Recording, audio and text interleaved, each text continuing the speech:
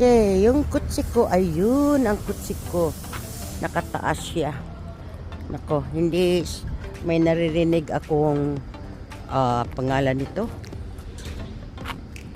Sound, nag-creaking. Akala ko merong sa ilalim. Itong shop na ito, guys, na 26 years na kami dito.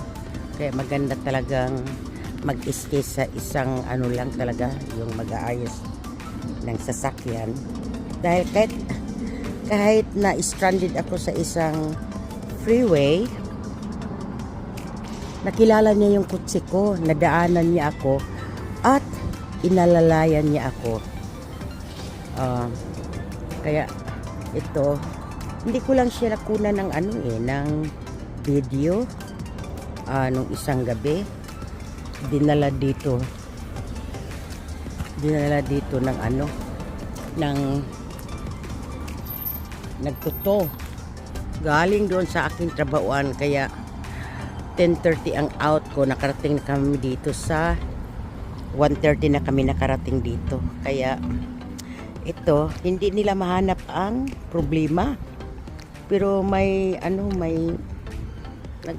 squeaking na sound pag nagda-drive ako.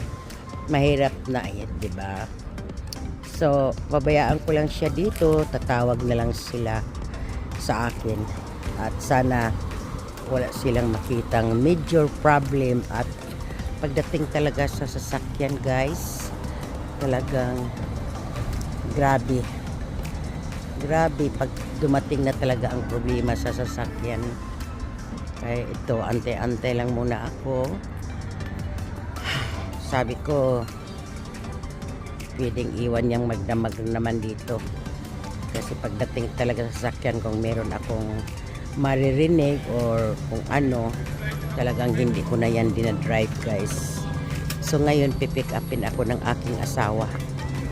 Nag-aantay na lang ako. Ayun yung bus, guys, oh. Yan. Yung mga buses namin dito. At ito yung UPS. At ito yung surrounding dito. Malapit lang ito sa amin. Kaya yan yung naglalakad. Yan yung may-ari dito sa auto repair, the foreign domestic. At ayun, very friendly siya, guys. Vietnamese siya. At dito na lang ako magtapos, guys. Sana walang major problem, pero so far hindi naman yung brakes ang problema. Hindi pa rin niya makita ang problema. So kampante ako na hindi major problem talaga. At ito, inaantay ko na lang asawa ko na pick upin ako. At malayo-layo din kung lakarin. Nandiyan na kami sa bundok-bundok na yun. Yan yun, bundok-bundok na yun. Doon sa likod-likod, doon sa bundok.